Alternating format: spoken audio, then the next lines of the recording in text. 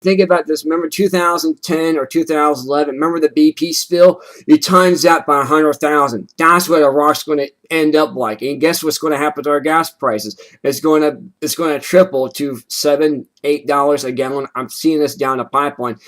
So we got to drill here in America. We got resources right here. We do have.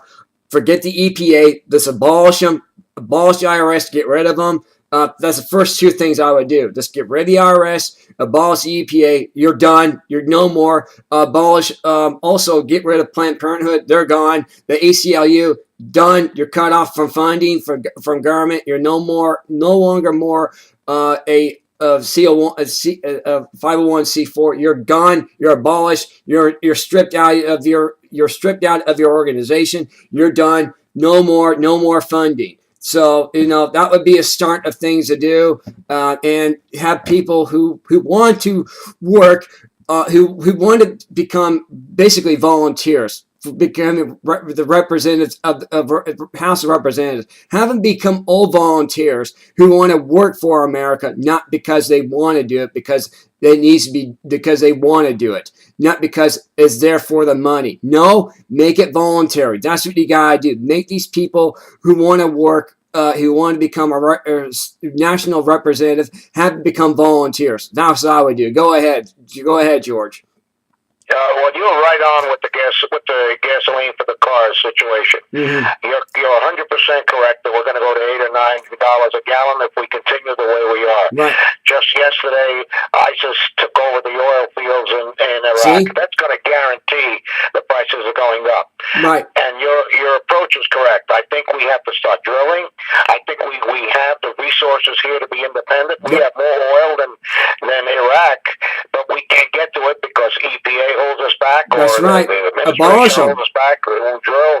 They won't even approve the pipeline, which will get us some more jobs and also get us some oil. Right. But we got to do ourselves. That's Not right. worried about Canada stuff. We got to take care of our own. That's right. And we got to start drilling for gasoline and for oil.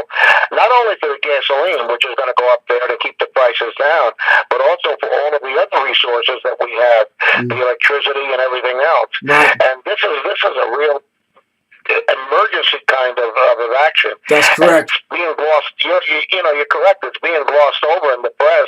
Nobody's hardly writing about it at all. Nope. And while we're at it, EPA has got to do something about eliminating some of these requirements so that these gas companies, these oil refineries, can build more oil refineries in the United States. We don't have enough oil refineries, even if we get all the oil. And that'll keep the price up high. But they will build, when we ask the public to build more oil refineries, they say they can't because they're handcuffed by the EPA. So I think what we need, to be honest with you, I think we need another president in there who's going to start from wiping out everything from the top down. Yep. Because that's what happens. You notice what's happening with this guy. Everybody else is not following. The IRS is attacking the conservative, etc. But if we put somebody in there who's one of either a conservative or anybody who's interested in this country and loves this country, then the people under him, EPA and all these others, will reflect his or her opinion, and we can start getting these things settled.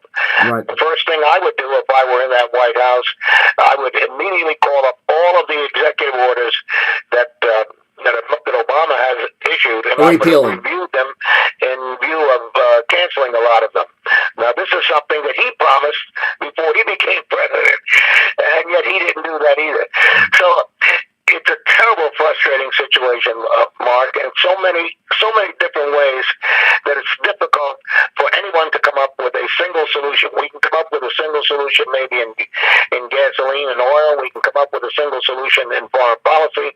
We can come up with a single solution, and now we've got a massive problem with these immigrants coming across the border. And our laws allow them to come across the border. And the thing that irritates me is, here is somebody, the muckety-muck from Honduras. She comes over here to check on her people. Now, if that isn't the goal, now what I would do if I were up in the administration, I would say, okay, Honduras, for every one of the people from your country that are here, we're going to deduct what it takes to take care of them from your foreign down on foreign aid, and we do the same for any other country from South America that comes in. As a matter of fact, if we did that from Mexico, I think even Mexico would put up a fence to stop them from coming in. But once again, nobody seems to be interested in that solution.